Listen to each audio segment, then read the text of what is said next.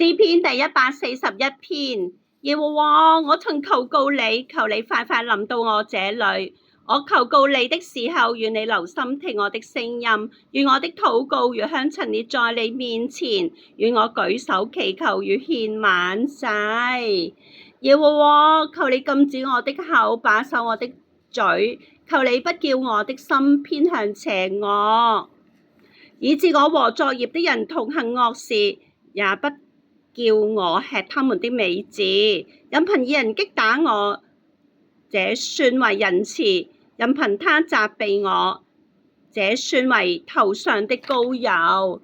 我的頭不要躲閃，正在他們行惡的時候，我仍要祈禱。他們的審判官被扔在眼下，眾人要聽我的話，因為這話甘甜。